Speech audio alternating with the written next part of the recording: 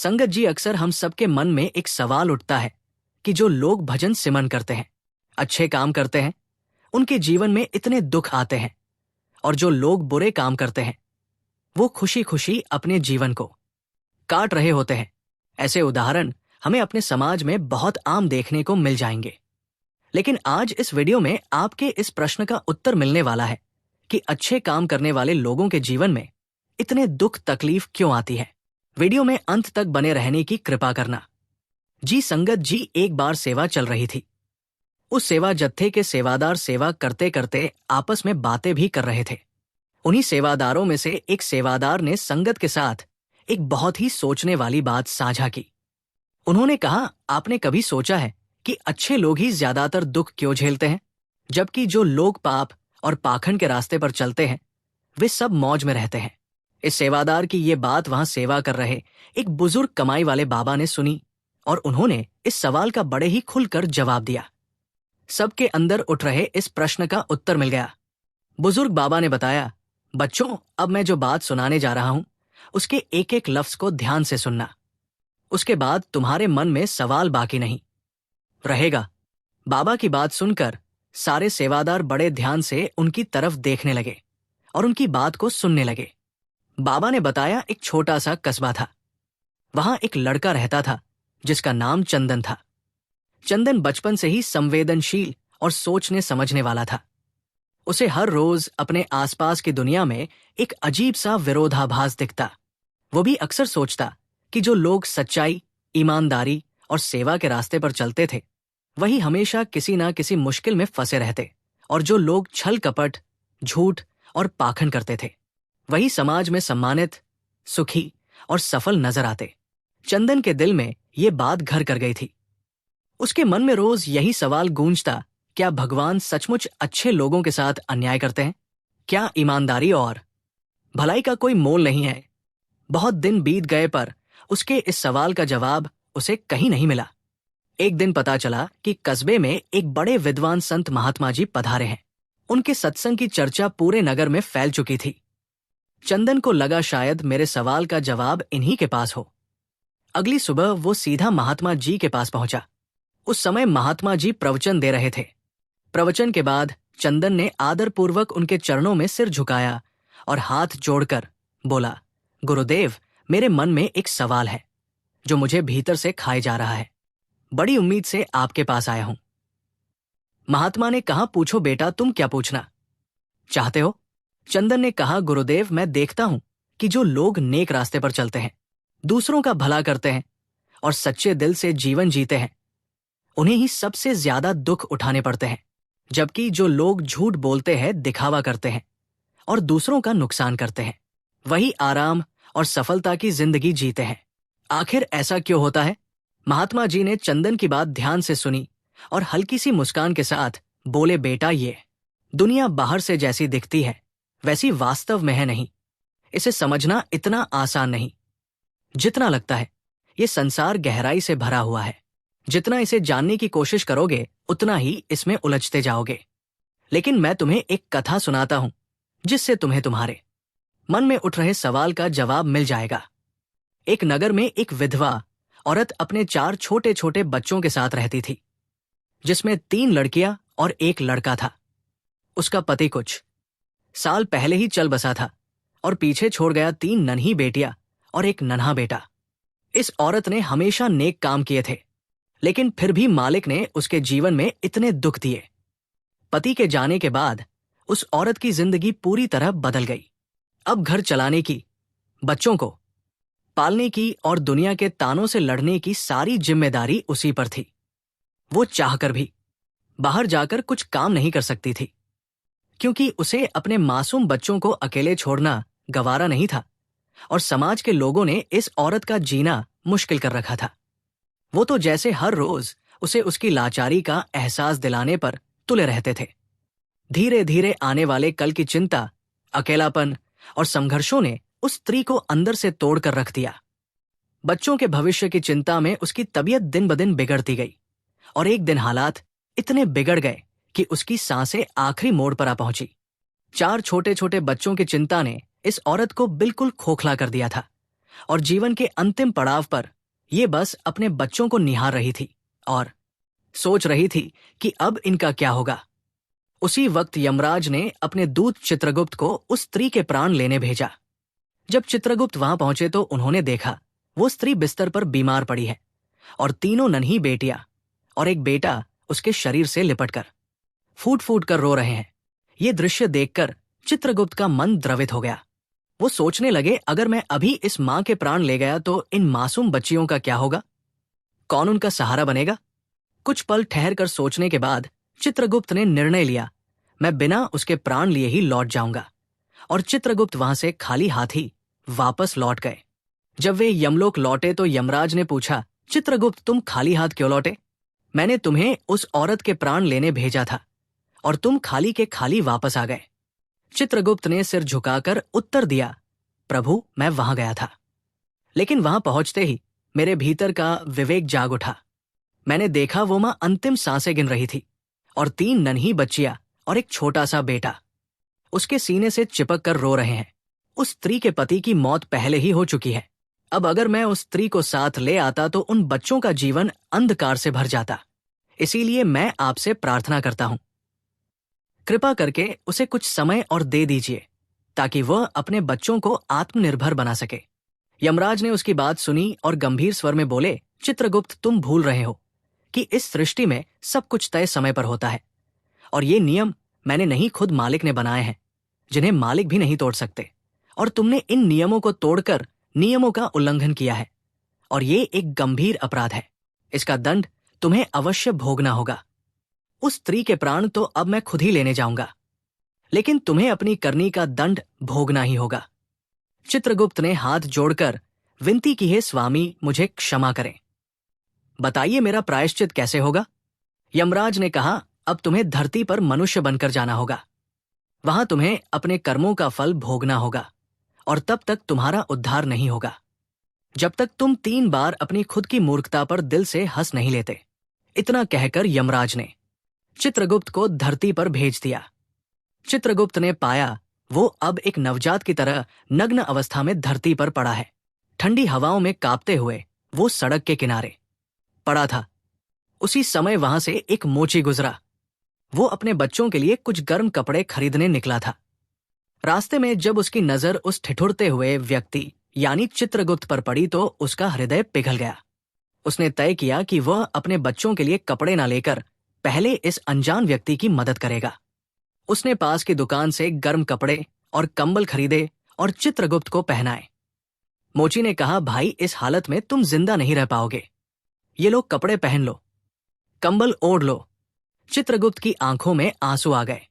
उसने भावुक होकर कहा, भाई तुमने मुझ पर जो उपकार किया है वो अमूल्य है, मगर मेरे पास ना कोई घर है, ना खाना और ना ही कोई जान पहचान। अब मैं कहाँ जाऊं? मोची ने चित्रगुप्त की हालत देखी, फिर थोड़ी देर सोचकर बोला, भाई अगर तुम्हारे पास ना घर है, ना खाना और ना ही कोई सहारा तो मेरे साथ चलो, मैं तुम्हें खाना भी दूंगा और कम भी सिखा दूंगा। मोची बहुत ही दयालु किस्म का था। इतना कहकर मोची उसे अपने साथ अपने घर ले गया। लेकिन जैसे ही उन्होंने घर की देहरी पर कदम रखा, उसकी पत्नी ने उसे देखते ही भौं चढ़ा ली। उसकी नजर सबसे पहले खाली थैली पर गई जिसमें बच्चों के लिए कपड़े तो थे ही नहीं, लेकिन साथ में एक अजनबी जरूर था। वो गुस्से से बिफर पड़ी, तुम गए थे बच्चों के लिए कपड़े लाने और ले गया एक अनजान आदमी को। कौन है ये जो तुम इसे यहां घर उठा लाए? हमें खुद 2 वक्त की रोटी मुश्किल से मिलती है और तुम किसी और को घर घुसेड़ लाए। तुम्हें अपने घर परिवार की कोई फिक्र है भी या नहीं? घर का माहौल गर्म हो गया। पत्नी तमतमाई हुई थी और मोची के ऊपर गुस्से की बौछार कर रही थी। ये सब देखकर चित्रगुप्त अचानक जोर जोर से हंसने लगा, मानो उसे कोई पुरानी याद आ गई हो। मोची ने आश्चर्य से पूछा, भाई तुम हंस क्यों रहे हो? मेरी घरवाली मुझे डांट रही है और तुम्हें मजाक सूझ रहा है। तुम्हें तो मेरा साथ देना चाहिए, तुम्हारी वजह से ही मेरी पत्नी लड़ रही है। चित्रगुप्त ने मुस्कुराकर जवाब दिया, भाई अभी मैं कुछ नहीं कह सकता, लेकिन वक्त आने पर जरूर बताऊंगा कि मेरी ये हंसी क्यों निकली। इसके बाद चित्रगुप्त मोची के घर ही रहने लगा और धीरे धीरे उसने जूते बनाने की कला भी सीख ली। वो इतने सुंदर और टिकाऊ जूते बनाने लगा कि लोग दूर दूर से आकर जूते खरीदने लगे। जल्दी ही मोची की दुकान मशहूर हो गई। यहां तक कि राजघराने से भी लोग मोची के पास आने लगे। एक दिन राजा का एक खास सिपाही एक बहुत कीमती चमड़े का टुकड़ा लेकर आया और मोची से बोला, महाराज ने हुक्म दिया है कि इसे चमड़े से उनके लिए जूते बनाए जाएं। ध्यान रहे इसमें कोई गलती ना हो। ये चमड़ा बहुत अनमोल है और अगर चमड़ा खराब हुआ तो इसकी भरपाई तुम्हें करनी होगी। सिपाही ये कहकर चला गया। मोची ने चित्रगुप्त को बुलाकर बहुत गंभीरता से समझाया, देखो भाई, ये चमड़ा बहुत कीमती है, खास राजा के महल से आया है। इससे सिर्फ और सिर्फ जूते बनाने हैं। अगर चप्पल बन गई या कुछ और बना दिया तो बहुत भारी सजा मिल सकती है, हमारी जान भी जा सकती है। लेकिन चित्रगुप्त ने ना जाने क्यों साफ चेतावनी के बावजूद उस चमड़े से चप्पल बना डाली। जब मोची ने वह चप्पल देखी तो उसके होश उड़ गए। वो गुस्से से आग बबूला हो गया और चिल्लाया, अरे तूने ये क्या किया? मैंने तुझे बार बार कहा था जूते बनाने को, पर तूने चप्पल बना दी। अब अगर राजा को पता चला तो हम गए काम से, पूरा परिवार मिट जाएगा, क्योंकि चमड़े की कीमत तो मैं अपनी चमड़ी बेचकर भी नहीं चुका पाऊंगा, और गुस्से में राजा हमारा सर कलम करवा देगा। मोची के गुस्से और डर को देखकर चित्रगुप्त फिर से हंसने लगा, और इस बार वो हंसी और भी ज्यादा गूंजती हुई थी। मोची झल्ला उठा, पागल हो गया है क्या? जो सबसे बड़ा संकट सिर पर खड़ा है उसमें तू हंस रहा है। चित्रगुप्त शांत स्वर में बोला, भाई घबराओ मत, अभी थोड़ी देर में सब कुछ साफ हो जाएगा। वो सामने देखो, सिपाही वापस आ रहा है। सिपाही को देखकर मोची की सांसें अटक गई, उसके हाथ पांव कांपने लगे। सिपाही ने पास आकर कहा, मोची, हमारे महाराज का देहांत हो गया है और राजमहल का रिवाज है कि अंतिम संस्कार के वक्त मृतक को चमड़े की चप्पल पहनाई जाती है, इसलिए जूते मत बनाना, सिर्फ चप्पल बना देना। ये सुनते ही मोची को ऐसा लगा जैसे वो मौत के मुंह से निकल आया हो। सिपाही के जाते ही उसने दौड़कर चित्रगुप्त के पैर पकड़ लिए। भाई मुझे माफ कर दे, तूने तो मेरी जान बचा ली। मैं तुझे कितना कोस रहा था और तूने तो मेरा संकट ही हार लिया। चित्रगुप्त जो अब तक हंसी रोक रहा था फिर से जोर जोर से हंसने लगा। मोची ने हैरानी से पूछा, अब क्या हुआ? अब फिर से क्यों हंस रहे हो? चित्रगुप्त मुस्कुराया और बोला, भाई अभी नहीं, लेकिन वक्त आने पर मैं तुम्हें अपनी हंसी की वजह जरूर बता दूंगा। अगले दिन मोची की दुकान पर 3 सुंदर और युवा लड़कियां और एक लड़का एक वृद्धा के साथ आए। वे तीनों अपनी शादी के लिए जूते का नाप देने आई थी। चित्रगुप्त ने उन्हें देखा तो उनके मन में पुराने दिन ताजा हो गए। उन्हें देखते ही चित्रगुप्त पहचान गए और उन्होंने चुपचाप सोचा, ये वही बच्चियां हैं जिनकी मां के प्राण लेने का आदेश मुझे मिला था। लेकिन वक्त इन मासूमों पर दया आ गई और मैंने उनकी मां की मृत्यु टाल दी थी।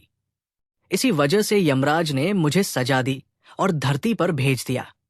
लेकिन आज देखो, ये तो बड़ी हो गई है, सुशिक्षित, सुंदर और कुलीन भी लगती है। तभी चित्रगुप्त ने वृद्धा से पूछा, माताजी, ये कन्याएं और ये लड़का कौन है? बूढ़ी महिला ने मुस्कुराते हुए कहा, बेटा, इनकी मां का देहांत इनकी बाल्यावस्था में ही हो गया था। कोई सहारा नहीं था तो मैंने इन्हें अपने साथ रख लिया। मेरी किस्मत में धन दौलत की कमी नहीं है, पर मैं इस संसार में अकेली थी। इन बच्चों को मैंने अपने बच्चों की तरह पाला, पढ़ाया लिखाया और अब अच्छे घरों में इनकी शादी करवाने जा रही हूं। तीनों लड़कियों की शादी एक साथ एक ही दिन में होने जा रही है और इसके बाद मैं अपने लड़के की भी शादी कर दूंगी। ये सुनकर चित्रगुप्त की आंखें भर आई और उनके मन में विचार आया, वाकई परमात्मा जो करते हैं वो हमारे सोच से कहीं श्रेष्ठ होता है। अगर उस दिन इनकी मां की मृत्यु ना होती तो शायद ये चारों बच्चे गरीबी में पलते और भूख से लड़ते। लेकिन आज एक नेक बुजुर्ग ने इन्हें जीवन की नई ऊंचाइयों पर पहुंचा दिया है। सच में विधाता की योजनाएं अद्भुत होती है। ये सोचते हुए वे खुद की तीसरी भूल पर जोर से हंस पड़े। मोची चौंक गया। उसने कहा, भाई साहब, अब फिर किस बात पर हंस पड़े?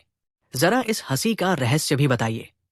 आप हर बार कह देते हैं कि आगे कभी बताऊंगा और आप बताते ही नहीं। चित्रगुप्त मुस्कुराते हुए बोले, भाई अब समय आ गया है कि मैं तुम्हें सब कुछ बता दूं। मैं कोई साधारण मनुष्य नहीं, मैं चित्रगुप्त हूं। जब ये तीनों बच्चियां बहुत छोटी थी तब इनकी मां की मृत्यु निश्चित थी, लेकिन इन मासूमों की हालत देखकर मैंने उसके प्राण नहीं लिए। उसी दया के चलते यमराज ने मुझे श्राप दे दिया और धरती पर भेज दिया। निर्वस्त्र बेसहारा सड़क किनारे पड़ा था। तभी तुमने मुझे सहारा दिया जब तुमने मुझे घर बुलाया और अपनी पत्नी से डांट खाई क्योंकि तुमने बच्चों के कपड़ों के पैसे से मेरे लिए कंबल खरीदा। उस समय मैंने पहली बार हंसी, रोकी नहीं। तुम्हारी पत्नी को सिर्फ उस खर्च का दुख था, पर वो ये नहीं समझ पा रही थी कि इस एक काम से तुम्हारी किस्मत बदलने जा रही है। बहुत जल्द तुम इस शहर के सबसे मशहूर जूते बनाने के कारीगर बनने जा रहे हो। फिर दूसरी बार जब मुझे हंसी आई तब तुम मुझे राजा के जूते के लिए डांट रहे थे। तुम सोच रहे थे कि मैं चप्पल क्यों बना रहा हूं, जबकि असल में पूरे नगर में खबर फैल चुकी थी कि राजा का देहांत हो चुका है। तुम्हें बस अपने काम की चिंता थी, पर सच तुम्हारी सोच से कहीं आगे निकल चुका था। हम अक्सर वही देखकर हंसते हैं जो हमारे सामने होता है, पर हम ये नहीं जान पाते कि भविष्य में क्या लिखा है। परमात्मा जब भी कोई घटना करते हैं, वो पहली नजर में चाहे कैसी भी लगे, लेकिन उसमें हमारी भलाई ही छिपी होती है। हम दुख में भगवान को कोसते हैं, पर समझ नहीं पाते कि वही दुख एक बड़े सुख की राह खोल रहा है। और तीसरी बार मुझे मेरी खुद की करनी पर हंसी आ गई, क्योंकि उस समय मैं भी नहीं समझ पाया था कि उस स्त्री के प्राण लेने इसलिए जरूरी है जिससे कि उसके बच्चों का भविष्य उज्जवल हो सके, और उस गलती का दंड मैं आज तक भोग रहा हूं।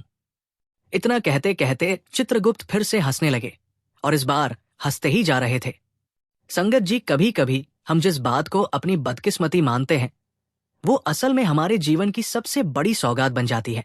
और कई बार जो चीजें आज हमें अच्छी लगती हैं, उनका परिणाम समय के साथ हमारे लिए ठीक उल्टा हो सकता है। हर घटना, चाहे वो सुखद हो या दुखद, उसके दो पहलू होते हैं। हमें हर परिस्थिति को समय का खेल मानकर स्वीकार करना चाहिए। परमात्मा कभी भूल नहीं करते। उनकी योजना में हमारे लिए हमेशा कुछ भला ही छिपा होता है, बस हम उस समय पहचान नहीं कर पाते। संगत जी, उम्मीद है कि अब आपको मालूम चल गया होगा कि मालिक दुख देते हैं तो वो भी हमारी ही भलाई के लिए देते हैं, लेकिन हमारा दायरा बहुत छोटा है, इसलिए हम घबरा जाते हैं और मालिक की करनी पर सवाल खड़े कर देते हैं। रही बात बुरे काम करने वालों की, तो इतना तो सबको पता है कि कर्मों का कानून अटल है। आज जो बुरे काम करके खुश है, एक दिन मालिक जब उसके कर्मों का हिसाब करेगा तो उसके साथ क्या होगा, इसकी हम कल्पना भी नहीं कर सकते। बाबा जी और हुजूर जी की प्यारी साध संगत जी, राधा स्वामी जी साध संगत जी, साधुओं की टोली ने बीच सत्संग में ऐसी हरकत कर दी कि सेवादारों को बहुत गुस्सा आ गया। संगत जी, जब भी सद्गुरु सत्संग फरमाते हैं तो लाखों की भीड़ जुटना कोई बड़ी बात नहीं है, और इस भीड़ में कौन किस मंशा के साथ पंडाल में गया है, ये तो सद्गुरु के अलावा कोई नहीं जान सकता। आज जिस बात को आप सुनेंगे, यकीन मानिए आपको बहुत ही ज्यादा हैरानी होगी कि कोई ऐसा कैसे कर सकता है। उस समय हुजूर महाराज जी सत्संग फरमाने जा रहे थे, जिस समय ये बड़ी घटना घटी थी। कुछ साधुओं की टोली ने चलते सत्संग में ऐसी हरकत कर दी थी कि सेवादारों को गुस्सा आ गया था। हुआ यूं था कि उस दिन सत्संग शुरू होने से पहले हरिद्वार से 4-5 साधुओं की टोली डेरे पहुंची थी। साधुओं को देखकर सेवादार उन साधुओं को सबसे पहले लंगर खिलाने ले गए। उनका बड़े अच्छे से आदर सत्कार किया गया, और उसके बाद साधुओं को सत्संग पंडाल में स्टेज के एकदम सामने, यानी कि सबसे आगे आगे बिठा दिया गया।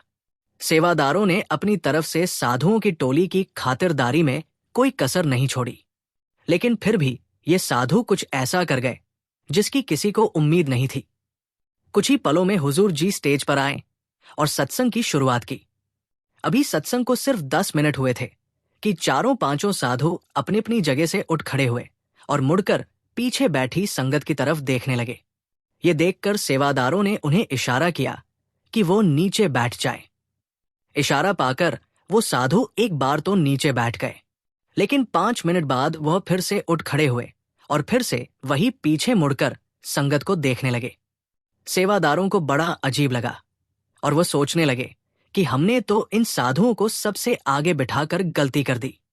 सेवादार उनके पास गए और उन्हें विनम्रता से कहा कि आप नीचे बैठ जाइए और सत्संग को सुनिए। बार बार उठने से संगत को परेशानी हो रही है।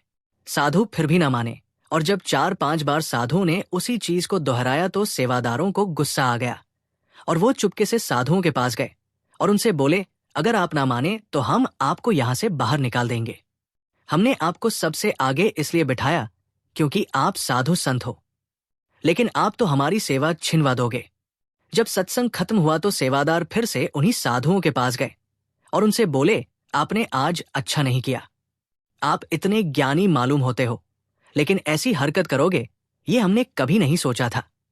आखिर आप बार बार उठकर पीछे मुड़ मुड़ कर क्या देख रहे थे संगत जी? अब साधु कुछ ऐसा जवाब देने वाले थे जिस जवाब ने वहां खड़े सभी सेवादारों के होश ही उड़ा दिए। और आप जब इस जवाब को सुनेंगे तो आपके भी होश उड़ जाएंगे। साधु कहने लगे, हम सिर्फ इतना देख रहे थे कि वह जो स्टेज पर बैठे हैं, क्या वह सच में पूर्ण गुरु हैं? उनकी दृष्टि कहां तक जाती है? जब हम अपनी जगह से उठ खड़े हुए तो हम देखकर हैरान थे कि हुजूर महाराज जी की दृष्टि इस पंडाल में बैठे एक एक इंसान पर तो जा ही रही है। इंसान के अलावा इस पंडाल में मौजूद कीड़े मकोड़े, पंछी या किसी भी तरह के जीव पर भी बराबर जा रही है। हमने खुद देखा कि हुजूर की दृष्टि से जो किरणें निकल रही हैं, वो किरणें यहां मौजूद हर जीव की आंखों में बराबर पड़ रही है। ये कोई पूर्ण संत नहीं बल्कि खुद मालिक है। ये सच में रब है। हम देखकर हैरान हो गए कि इनकी दृष्टि में कितनी बड़ी ताकत है, जिसने एक छोटी सी कीड़ी पर भी बराबर दृष्टि डाली। साधुओं की बात से सेवादार चकित रह गए। और संगत जी, ये बात बिल्कुल सत्य है कि बाबा जी हो या हुजूर जी या हुजूर महाराज जी सच में रब का ही रूप है। हम साधारण लोग गुरुओं को भी अपने जैसा साधारण मान लेते हैं, लेकिन जो साधु संत होते हैं उन्हें पता होता है कि सद्गुरु सच में रब होते हैं। वो दिखने में भले ही हमारे जैसे होते हैं, लेकिन वो साधारण इंसान नहीं होते। संगत जी, अभी वीडियो में बने रहिए। अब आप सुनेंगे कि कैसे बाबा जी ने एक बहुत गरीब सेवादार को इतना अमीर बना दिया। अगर आप इस बात को अच्छे से सुनेंगे तो आप पर भी बाबा जी की इतनी बख्शीश होगी कि आप संभाल नहीं पाओगे। ये बिल्कुल सच्ची घटना है। संगत जी, पलटू साहब ने कहा है, पलटू लिखा, नसीब का संत देत है फेर। फिर इस वाणी से आप कहां तक सहमत हैं? और अगर आप सहमत नहीं हैं तो इस वीडियो को आखिर तक सुन लेना। आपको भी पलटू साहब की इस वाणी पर यकीन हो जाएगा। हरियाणा के एक जिले का रहने वाला सेवादार हरमेश चंद अपनी गुजर बसर के लिए एक फैक्ट्री में काम करता था। हालात बहुत अच्छे नहीं थे। तंगी हर तरफ से घेरे रहती थी, लेकिन बाबा जी पर अटूट विश्वास था और हरमेश का पूरा परिवार सत्संगी था। और जब भी मौका मिलता डेरे या सत्संग घर पहुंच ही जाते। लेकिन वहां पहुंचने पर हरमेश के मन में एक अजीब सा खिंचाव होने लगता। वो देखता कि बाकी लोग शानदार कपड़ों में महंगी गाड़ियों से आते हैं और फिर खुद की हालत पर नजर डालता फटी हुई पट, पुरानी शर्ट और एक जंग लगी टूटी साइकिल। उसका दिल भारी हो जाता और वो अंदर ही अंदर बाबा जी से शिकवा करने लगता। सद्गुरु जी, आपने इन्हें सब कुछ दिया और हमें क्या मिला? ना पैसा, ना आराम, ना चैन। इतनी गरीबी हमें क्यों दी? जब भी वो सेंटर में सेवा के लिए जाता, उसका ध्यान सेवा में कम और संगत के रहन सहन और उनके पहनावे पर ज्यादा रहता। कौन किस गाड़ी में आया, किसने कौन से ब्रांड के कपड़े पहने हैं, किसके जूते कितने महंगे लग रहे हैं, यही सब उसकी सोच में चलता रहता। उसके भीतर शिकायतों की एक पूरी दुनिया बस गई थी। दूसरे सत्संगी जब उससे बात करते तो अक्सर कहते, हरमेश भाई, दूसरों की तरफ मत देखो, शुक्र मनाओ कि सद्गुरु का नाम मिला है। सद्गुरु ने तुम्हें सेवादार बनाया है, अपनी शरण दी है, तुम्हारे पूरे परिवार को अपनी तरफ लगाया है। इसीलिए बाबा जी का जितना हो सके शुक्र करो। मगर इन बातों को सुनकर हरमेश का जवाब पहले से तैयार होता है। शुक्र कैसे करूं भाई साहब? कल मेरे बेटे को स्कूल से इसलिए रोक दिया क्योंकि फीस नहीं भरी थी। ऐसी हालत में कोई कैसे कहे कि धन्य है सद्गुरु? घर में महीने भर का राशन जुटाने के लिए सेठ से उधार करना पड़ता है। फटे हुए कपड़ों में कई कई महीने निकालने को मजबूर है और आप कहते हो कि शुक्र करें। उसकी पत्नी रजनी देवी भी कम नहीं थी।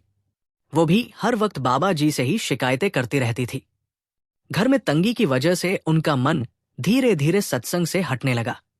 धीरे धीरे हरमेश और रजनी देवी ने पड़ोसियों की बातों को गंभीरता से लेना शुरू कर दिया। उन्होंने ज्योतिषियों से मिलना शुरू किया और उसी के साथ सत्संग और सेवा से दूरी भी बनती चली गई। बाबा जी के प्रति उनकी आस्था, जो पहले से ही कमजोर हो चुकी थी, अब और भी ज्यादा डगमगाने लगी थी।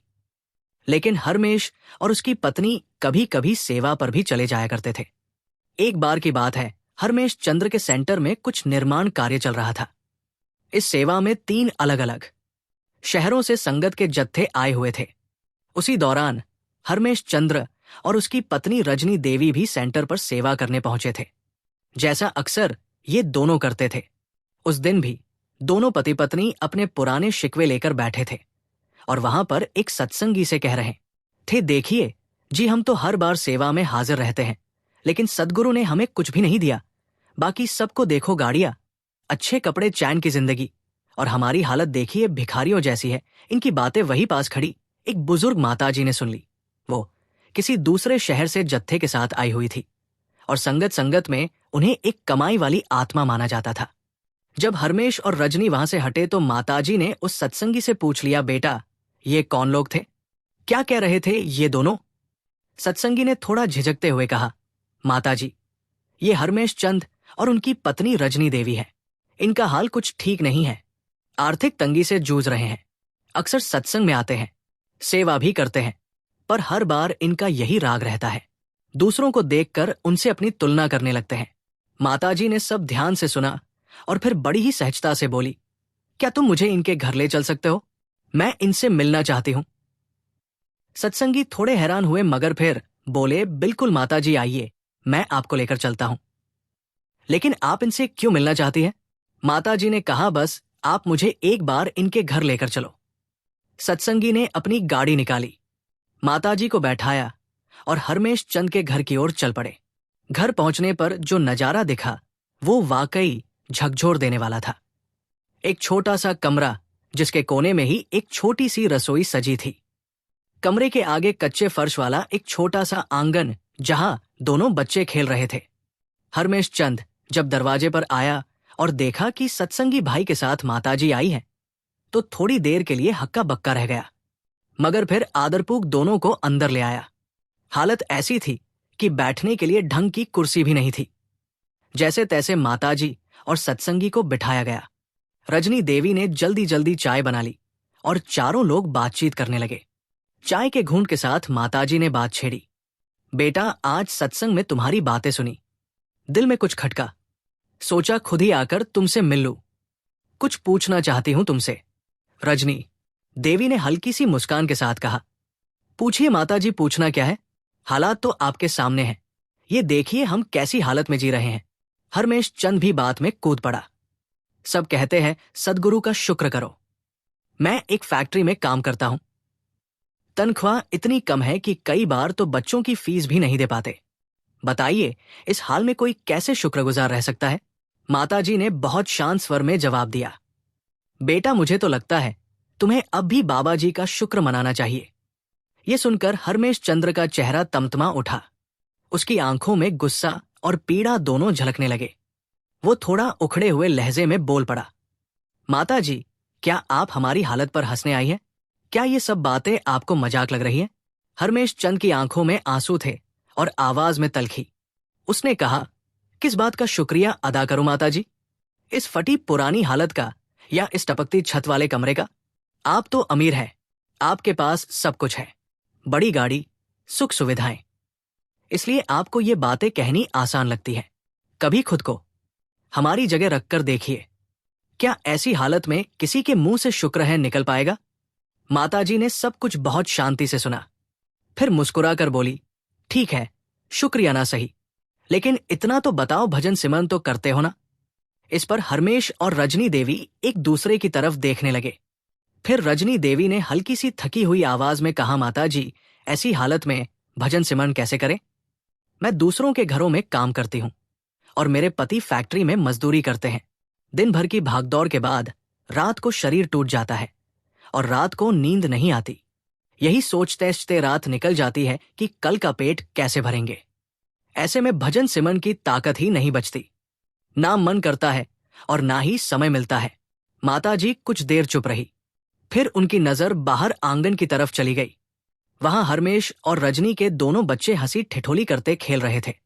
दोनों बच्चे बिल्कुल बेफिक्र और खुशहाल। माताजी ने उस नजारे की तरफ इशारा करते हुए कहा, बेटा अब मेरी बात बहुत ध्यान से सुनना। तुम लोग सद्गुरु से शिकायत करते हो, पर मेरी नजरों में तुम दोनों बहुत किस्मत वाले हो। ये जो तुम्हारे बच्चे आंगन में मस्ती कर रहे हैं, हंस रहे हैं, क्या तुम्हें पता है कितने लोग इसे खुशी के लिए तरसते हैं? इस दुनिया में ना जाने कितने ऐसे लोग हैं जिनके पास दौलत है, बंगले हैं, गाड़ियां हैं, लेकिन घर में बच्चों की किलकारियां नहीं गूंजती। वो दर दर भटकते हैं, मंदिरों और अस्पतालों के चक्कर काटते हैं, लेकिन उनके घर संतान नहीं होती। ऐसे पैसे का क्या करना जब घर में शांति और खुशी ही ना हो? तुम तो कितने भाग्यशाली हो जो सद्गुरु की कृपा से तुम्हारे घर दो दो सुंदर संतानें हैं, और तुम सब लोग शरीर से भी स्वस्थ हो। और भला किसी को क्या चाहिए? पैसा ही सब कुछ नहीं होता। अस्पतालों में लोग एक एक सांस की कीमत चुका रहे हैं, और मालिक ने तुम्हें मुफ्त में इतना अच्छा जीवन दिया है। क्या उसके बदले मालिक का शुक्र नहीं कर सकते? भजन सिमरन नहीं कर सकते? हरमेश और रजनी देवी अब बिल्कुल चुप थे, और उनकी आंखों में वो भाव था जो हर सच्ची बात को सुनने के बाद आता है। माताजी ने आगे कहा, अब मैं तुम्हें एक बात बताने जा रही हूं। इसे सिर्फ सुनो नहीं, इसे अपनी जिंदगी का हिस्सा बना लो। जब भी रात को सोने से पहले भजन सिमरन पर बैठो तो सद्गुरु से एक ही अरदास करना, सद्गुरु जी, आपने मुझे बहुत कुछ दिया है, इतना दिया है कि अगर मैं ता उम्र शुक्रिया अदा करता रहूं तो भी कम होगा। ये छोटा सा कमरा, ये छत, ये प्यारे बच्चे और परिवार, ये स्वस्थ शरीर, शायद मेरे भाग्य में ये सब नहीं था, पर आपने मुझ पर दया की और इतना सब कुछ दिया। बहुत से लोग तो जन्म से ही बीमार होते हैं, बिस्तर से उठ नहीं सकते, और आपने मुझे और मेरे परिवार को चलने तो क्या, दौड़ने लायक बनाया। सबसे बड़ी रहमत, आपने मुझे इंसान बनाया, एक ऐसा जीवन दिया जिसमें मैं आपको जान सकूं, आपको याद कर सकूं। आप मुझे जानवर भी बना सकते थे, कोई कुत्ता, बिल्ली या बंदर बनाकर यहां संसार में भेज सकते थे, मगर आपने अपनी कृपा से मुझे मानव शरीर दिया। बस इतना ही नहीं, आपने मुझे नाम दान देकर अपने साथ जोड़ दिया, अपने रास्ते पर चलने का मौका दिया। इन सब के बदले में लाखों बार भी आपका शुक्र करूं तो वो कम है। फिर माताजी ने मुस्कुराते हुए आगे कहा, बेटा, और जब सुबह आंख खुली तो सबसे पहले सद्गुरु को धन्यवाद देना कहना। हे मेरे मालिक, आपने मुझे एक और सुबह दिखाई, इसके लिए आपका तहे दिल से शुक्रिया। कितने लोग रात को सोते हैं लेकिन सुबह आंख नहीं खोल पाते।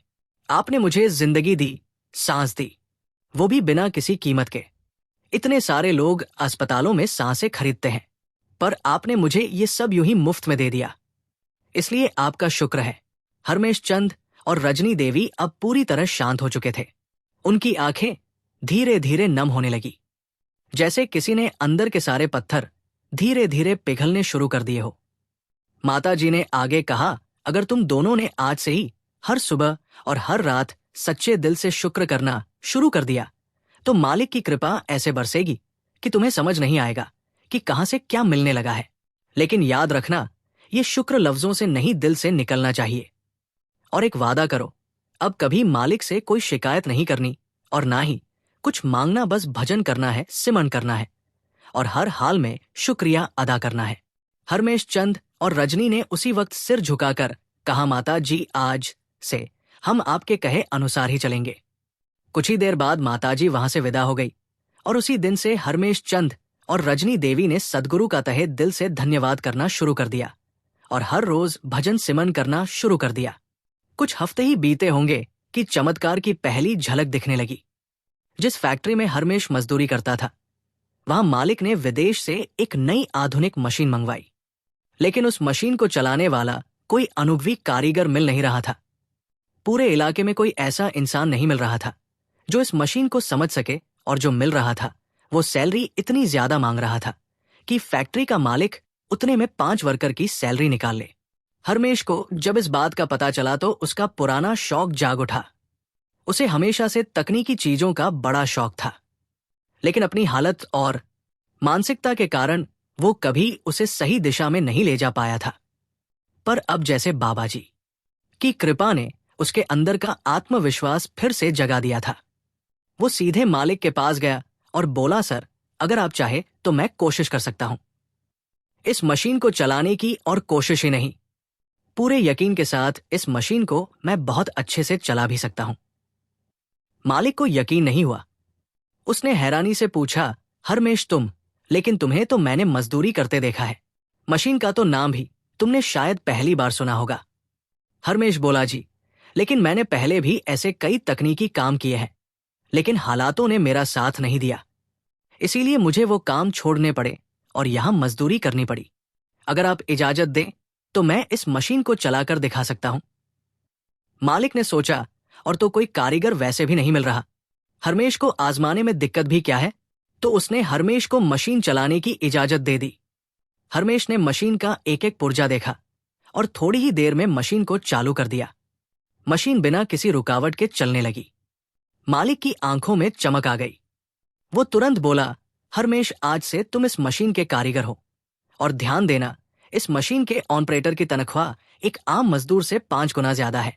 अब मैं किसी और को नहीं ढूंढूंगा। ये काम अब तुम्हारा है और तुम्हारी सैलरी भी मैं बढ़ा दूंगा। हरमेश के लिए जैसे जिंदगी एक ही पल में बदल गई। वो वही खड़ा था, लेकिन अब मजदूर नहीं, एक कुशल कारीगर था। उसकी आंखों से खुशी के आंसू बह निकले। उसने कांपते हाथों से मालिक को धन्यवाद कहा और मन में बाबा जी का शुक्र किया। फिर उसने अपनी पत्नी को यह खुशखबरी सुनाई। रजनी देवी ने जब सुना तो वो भी कुछ देर तक कुछ बोल ही नहीं पाई। उसकी भी आंखें छलक आई। कौन सोच सकता था कि कुछ समय पहले तक जो इंसान महीने के 6,000 रुपए कमाता था और अपने बच्चों की फीस भी नहीं चुका पाता था, आज वही एक ऐसे पद पर है जहां उसकी आय 5 गुना बढ़ गई, यानी कि 6,000 से सीधे 30,000। संगत जी, अभी तो सद्गुरु की कृपा शुरू हुई थी। अभी तो हरमेश के जीवन में और भी बड़े बड़े बदलाव आने थे, जो अब आप आगे सुनेंगे। उस पूरे इलाके में बात फैल गई कि फलाने फैक्ट्री के मालिक को उस आधुनिक मशीन को चलाने वाला कारीगर मिल गया है। तो दूसरी फैक्ट्री वालों ने हरमेश को ज्यादा सैलरी की लालच देनी शुरू कर दी। लेकिन हरमेश ने अपनी फैक्ट्री के मालिक को धोखा नहीं दिया, बल्कि फैक्ट्री के मालिक को पूरे 1 साल का नोटिस दिया कि सेठ जी, 1 साल तक मैं आपके यहां इस मशीन को चलाने का काम करूंगा। उसके बाद मैं आपके यहां से काम छोड़ दूंगा। 1 साल इसलिए कह रहा हूं क्योंकि तब तक आप आराम से कोई दूसरा बंदा ढूंढ लो। आपकी वजह से मेरी वैल्यू बढ़ी है, इसलिए मैं आपसे साथ धोखा नहीं कर सकता। फिर 1 साल उस फैक्ट्री में काम करने के बाद हरमेश की मेहनत, लगन और ईमानदारी का ऐसा असर हुआ कि एक और बड़े फैक्ट्री के मालिक ने खुद आकर उसे अपने यहां काम करने का प्रस्ताव दिया, और वो भी पहले से कहीं ज्यादा तनख्वाह पर। लेकिन हरमेश की फैक्ट्री के मालिक को मंजूर नहीं था कि हरमेश कहीं और जाए, इसलिए उसने हरमेश को सैलरी की जगह प्रॉफिट में 10% की हिस्सेदारी दे दी, और यहां से हरमेश के नसीब खुलते चले गए। बाबा जी की ऐसी रहमत बरसी कि जो हरमेश एक टूटे हुए कमरे में रहता था, आज उसका खुद का आलीशान घर बन गया। गाड़ी भी आ गई, बच्चे भी अच्छे स्कूल में पढ़ाने लगे, और हरमेश ने बाबा जी का शुक्र करना कभी नहीं छोड़ा। संगत जी, ये बिल्कुल सच है कि जब सद्गुरु रहमत बरसाने लगे तो फिर हमसे संभाल नहीं होती, और अगर हम शुक्र करते जाएंगे तो सद्गुरु के हाथ कभी नहीं रुकेंगे। इसी के साथ संगत जी, हम आपसे इजाजत लेते हैं। कल फिर मिलते हैं नए सवाल, जवाब और साखी के साथ। अगर ये वीडियो आपके दिल को छू गई हो तो इसे लाइक करें। आप जी से विनती है, कमेंट में राधा स्वामी और अपने शहर का नाम जरूर लिखें। राधा स्वामी जी।